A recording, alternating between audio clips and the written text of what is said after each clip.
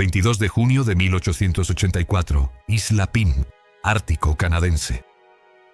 El comandante Winfield Scott Schley vio algo en la costa que lo hizo detenerse. No eran rocas, eran cuerpos. 18 cadáveres apilados fuera de unas tiendas destrozadas. Y adentro, en sacos de dormir mugrientos, 7 esqueletos que aún respiraban. Cada uno de esos hombres pesaba menos que un adolescente. Habían pasado casi 3 años desde que alguien los vio por última vez. Esto es lo que ocurre cuando el mundo olvida que mandó hombres al lugar más hostil de la Tierra. ¿Y lo que esos hombres hicieron para no morir? Bueno, eso es otra cosa. Una cosa de la que nadie quiso hablar después. Pero hay algo en esta historia que merece que nos detengamos. Porque no se trata solo de supervivencia. Se trata de una decisión que un hombre tuvo que tomar con una pistola en la mano. Y de lo que encontraron en los huesos cuando desenterraron los cuerpos. 7 de julio de 1881, el puerto de St. John's, Terranova, estaba lleno de banderas y bandas militares. La gente vitoreaba. Los periódicos llamaban a la expedición el triunfo científico del siglo. 25 hombres subieron a un barco rumbo al Ártico. Llevaban provisiones para 2 años, instrumentos científicos de última generación y una misión clara: recolectar datos meteorológicos en el lugar más al norte que un ser humano hubiera alcanzado jamás. El comandante era un teniente primero del ejército de los Estados Unidos. Se llamaba Adolphus Washington Greely. Tenía 37 años, bigote recortado con precisión militar y 0 experiencia en el hielo. 0. Era veterano de la guerra civil, experto en comunicaciones, disciplinado hasta el punto de la rigidez. Pero nunca había visto el Ártico. Nunca había estado en un lugar donde el sol desaparece durante 4 meses y medio seguidos, donde la temperatura baja a 51 grados bajo cero, donde el hielo no es solo un obstáculo, es una entidad viva que aplasta barcos como si fueran cáscaras de huevo. Greely no lo sabía entonces, pero en menos de 3 años, el mundo entero conocería su nombre. Y no por las razones correctas. La misión formaba parte del primer año polar internacional. 16 naciones participaban. La idea era simple: mandar equipos científicos a los polos, recolectar datos simultáneos y, por primera vez en la historia humana, entender cómo funciona el clima global. Estados Unidos quería algo más. Querían el récord.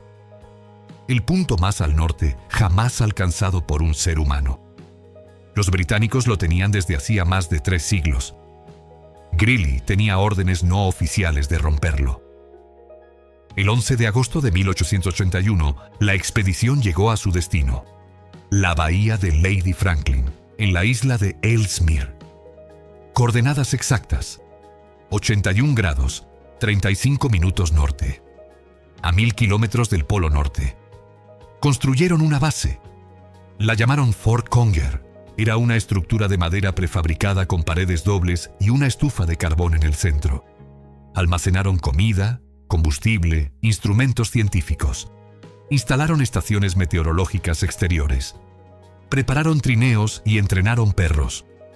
Durante el primer año, todo funcionó. Los hombres registraban temperatura, presión atmosférica, magnetismo terrestre. Tomaban fotografías. Hacían expediciones cortas en trineos.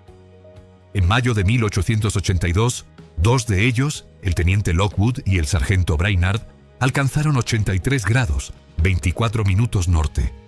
Rompieron el récord británico. El mundo no lo supo inmediatamente.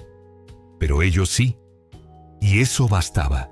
Greely escribió en su diario que se sentía orgulloso, que la misión era un éxito rotundo, que cuando el barco de reabastecimiento llegara en el verano de 1882, podrían enviar los datos y continuar.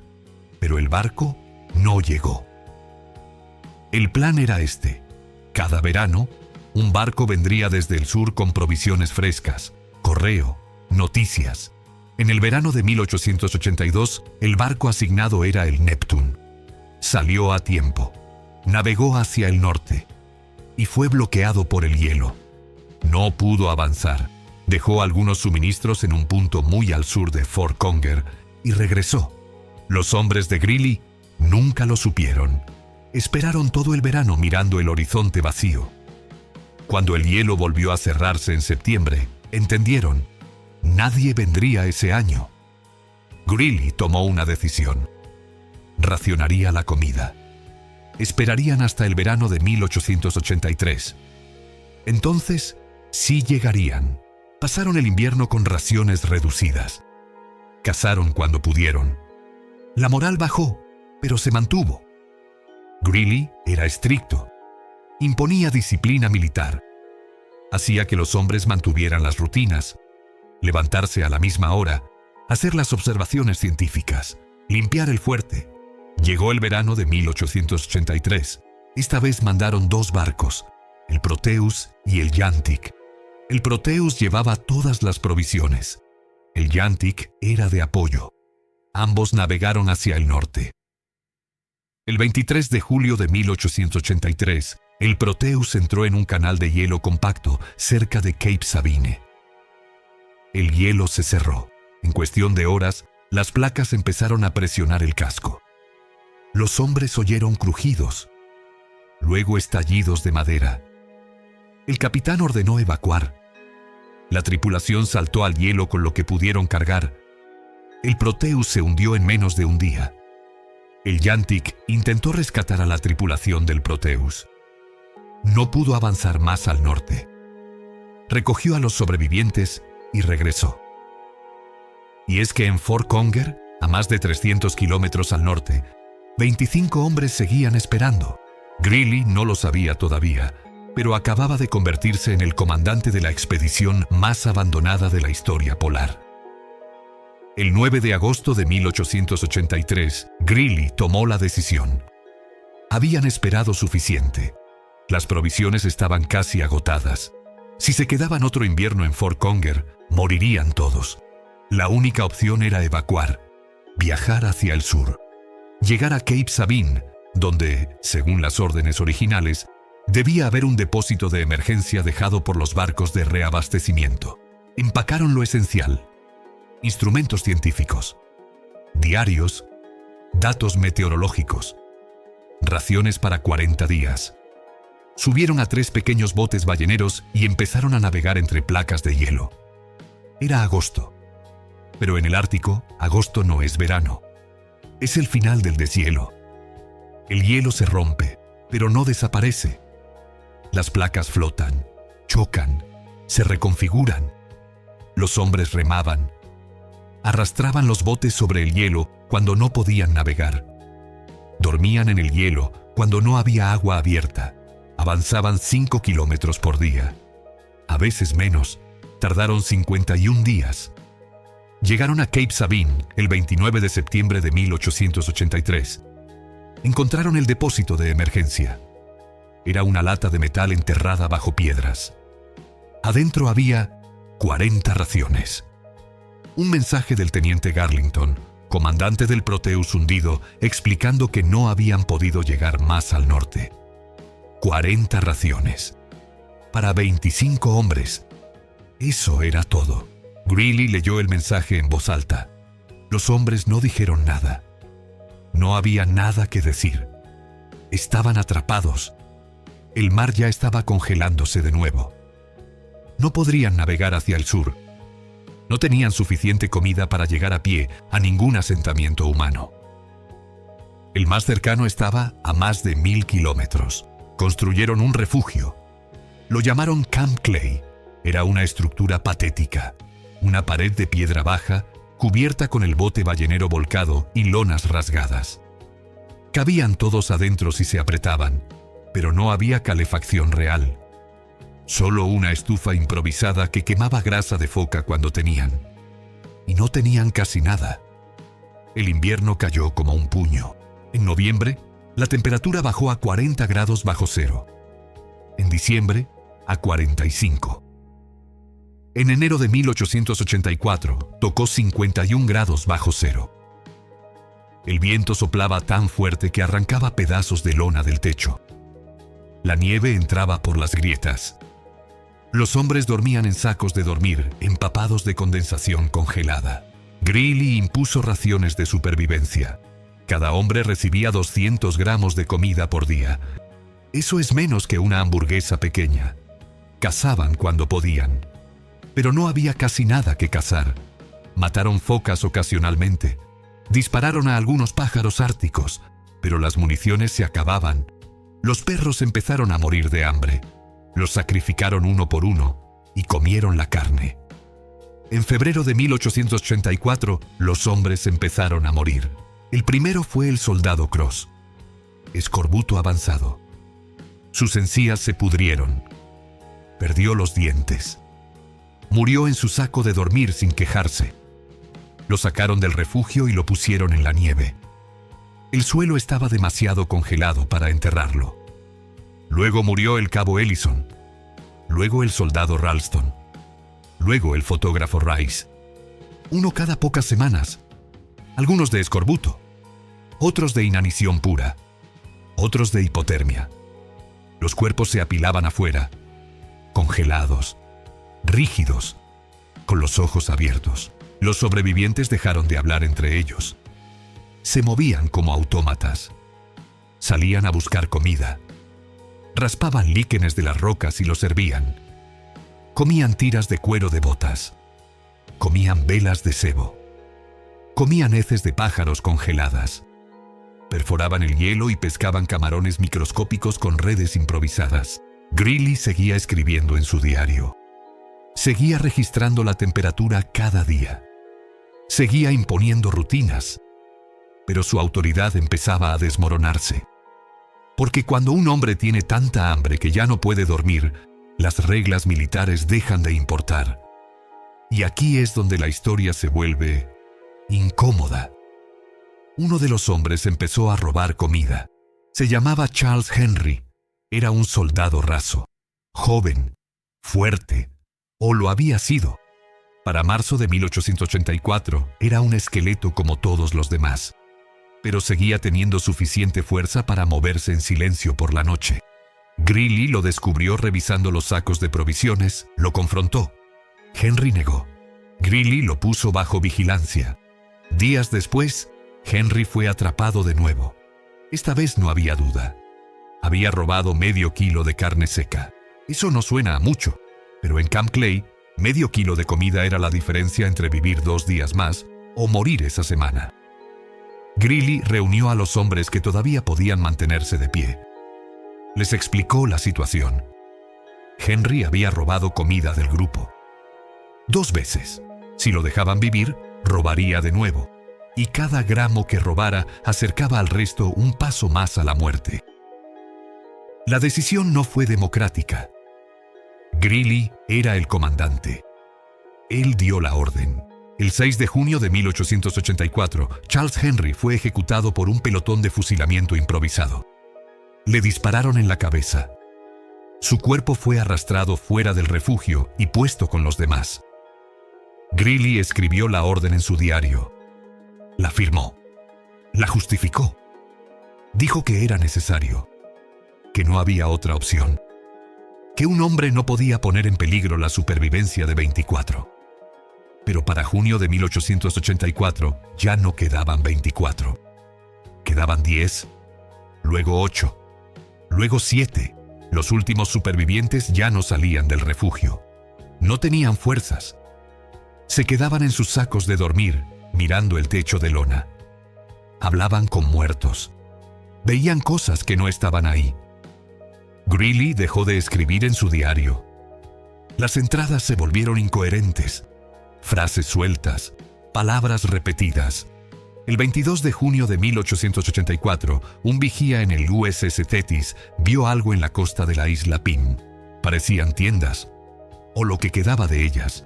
El comandante Schley ordenó desembarcar. Un grupo de marineros caminó por la playa congelada. Vieron los cuerpos primero, apilados. 18 cadáveres congelados en posiciones grotescas. Luego oyeron algo. Un sonido débil, como un gemido. Uno de los marineros gritó: ¡Hay alguien vivo! Abrieron la tienda. El olor era insoportable. Adentro había 7 hombres en sacos de dormir. No parecían humanos, parecían momias, piel gris estirada sobre huesos, ojos hundidos, labios agrietados y sangrantes. Uno de ellos levantó la cabeza. Apenas. Murmuró algo inaudible. El médico del barco se arrodilló junto a él.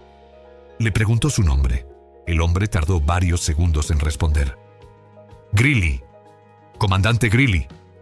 Pesaba 41 kilogramos. Los 7 supervivientes fueron llevados al barco. Les dieron caldo tibio. No podían comer sólidos. Sus estómagos se habían encogido tanto que cualquier comida real los habría matado. Uno de ellos, el soldado Ellison, había perdido ambas piernas y todos los dedos de las manos por congelación. Murió días después en el barco, tras la amputación. Los otros 6 sobrevivieron. Cuando el Thetis llegó a los Estados Unidos, la historia estalló en los periódicos.